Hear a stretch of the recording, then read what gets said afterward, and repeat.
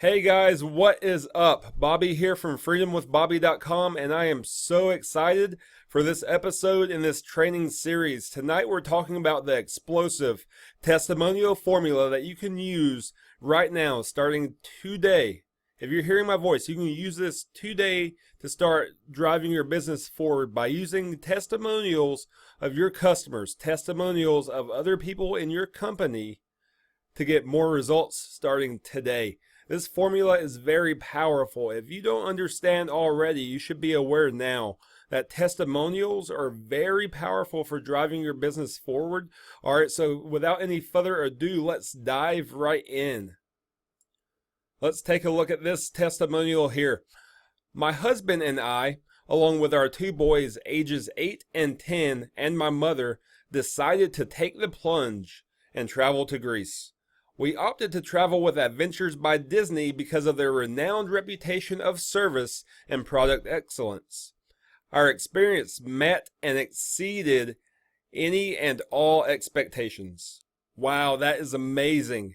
But let's take a step back and look at how most people do testimonials. Most people find somebody with an excellent story, somebody whose results with their product or their service is very compelling. And what they'll do, they'll take that narrative and turn it around, and they'll write that narrative as an objective. So they'll say, hey, I know this mother of two boys, her and her husband, with their mother, they were so excited to travel to Greece, and they opted to travel with us because, man, our service is just really top notch, and our product excellence it's renowned all across the world. And I'm just sure because we do such a good job, I'm sure all of their expectations were met. I mean, why would they not be? And that's just coming off the top of my head, but that's really how most people approach the testimonial. And it comes off as being very salesy, comes off as being very commercial. It doesn't come off as being very relatable. People feel that you're putting a lot of pressure on them to buy your service or to buy your product. But when the end user writes a story like this, look at so many things it does. This is communication. But when the end user for you writes a story like this, it does so many different things for the advertisement. It's communication on so many different layers, so many different levels. And let's go ahead and dive right in and start peeling back this onion to see all what is being done here, what strategies are being used. So first of all, it immediately identifies your target market. My husband and I, so you're talking to a married couple with our two young boys, ages 8 and 10, and their her mother, his mother-in-law. This immediately identifies your target market. It's immediately relatable. How many people out there are married couples that don't travel abroad from the United States or elsewhere because they have two young children, especially two young boys ages 8 and 10, that are probably full of energy and probably rambunctious. And using the languaging of decided to take the plunge. When has traveling to the amazing country of Greece ever been a plunge? Not for most people. But if you're a married couple with two highly energetic children or more, maybe so. Maybe that is a plunge. And then we opted to travel with Adventures by Disney. Opted to? Like, I mean, that's an amazing company. So, like, this is really speaking the language of your target market. And a narrative like this, it's not salesy, it's not pushy, it does not at all feel commercial, even though it is, but it does not feel to the audience that it's a commercial sales pitch. And it also speaks their language, so it's very relatable. It lowers the walls, it breaks down the defenses, it gets past that resistance, and they're open to the message. All right, are you still with me now? Let's keep on going. Let's dive in even further. So allow me to get nerdy for just 1 second, please, if you would. All right, we agree that I can. Thank you. All right, so in language, there are language patterns that you can use that transfer emotion, thoughts. You can put someone's awareness on an idea. You can even transfer belief to your prospects by how you speak to them. Two language patterns I want to look at right now is cause and effect and complex equivalence, because that is a linguistic pattern of belief. If you use these language patterns effectively, you can transfer belief, whatever you want your prospect to believe, into their life. So let me show you right now. the way it works is with cause and effect, it's X causes Y. X is what we call a pace, something that is verifiable by the senses or generally believed to be true. And Y is what we call a lead, what you want your prospect to believe or what you want your prospect to do.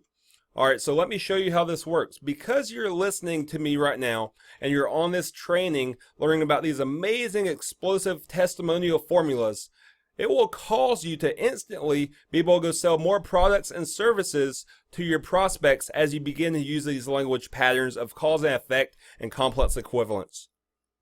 No, that's completely false. It does not mean that. It does not cause you to do that. But you see how the belief is transferred without any conscious resistance.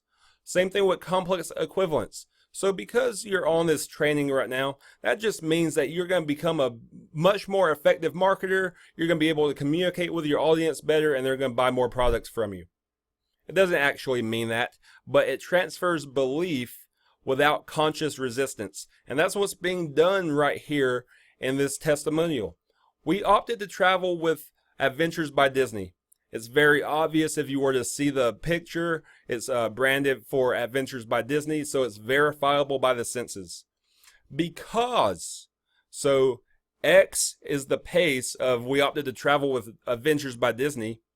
Because is what causes Y, and of their renowned reputation of service and product excellence. That may or may not be the actual reason. Maybe they were cheaper than the other travel companies. Maybe they had a special deal going on, or somebody had a hookup with Adventures by Disney. No one knows what the actual reason is, and it doesn't matter. Because as an advertisement, you want to transfer the belief that you have a renowned reputation of service and product excellence. And by doing it in this manner, it lowers the conscious resistance of your prospects, and they buy the belief without even questioning it. The same thing with complex equivalence. The ad actually reads, renowned reputation of service and product excellence. Our experience met and exceeded any and all expectations. But the way complex equivalence can work, you can use words like equals, means, translates to, or you can actually pair two sentences together and there will be an invisible which means, which the subconscious mind of your audience automatically fills in for you. I mean, because listen to this and how naturally it reads if I include the which means as part of the advertisement. We opted to travel with Adventures by Disney because of their renowned reputation of service and product excellence, which means our experience met and exceeded any and all expectations. See, it comes across as very natural. With it there or with it absent, it doesn't really matter. The belief is still transferred. So what I want you to do starting right now from this day forward, I want you to start using this formula for your testimonials. I want you to write it from the perspective of the actual end user, get their permission to publish it, tell them, hey, this is going to be a part of an ad, this is going to be a Facebook campaign, be honest and forthcoming. But when they give you their story, I want you to write it in such a manner that you can brag upon yourself with shameless abandon. I mean, if you were to say, hey, our reputation is just world renowned and we have the best products since sliced bread, you come across as very pompous. You're really selling yourself. You're really pushing yourself onto your audience. But when someone else says it, you don't come across as that type of person. You don't come across as that type of company. That's what makes this very powerful. It's a way of self-promotion without self-promoting. And it also adds into that factor of social proof. If someone else believed it was this good, then why shouldn't I? I mean, if I go past McDonald's, there's a line waiting. There must be something pretty good. If it wasn't that good, that many people wouldn't be begging for it, right? So same thing here. Social proof is very powerful in any advertising campaign. So we covered a lot today. Let's kind of recap. We talked about how to identify your target market, how to speak their language. So we're talking to married people here with 2 young children, or more, or less. but somebody that has busyness in their life, somebody that this might actually be a little bit of a burden to take this travel. So we're speaking their language. But then we say, man, but the reputation of service and product excellence is so good, it's going to meet any and all of your expectations. Because there's a little bit of hidden piece right here too. Which means our experience met and exceeded any and all expectations. And it can for you too, right? That's what the prospect begins thinking. Hey, if it works so well for them, there's no evidence that it will not work for me too. So begin using this in your testimonials. It's very powerful. You end up converting more prospects into leads, into sales, repeat sales, referral sales. This is very explosive. So I hope you guys enjoy this episode of today's training. I hope you can begin using this in your business now.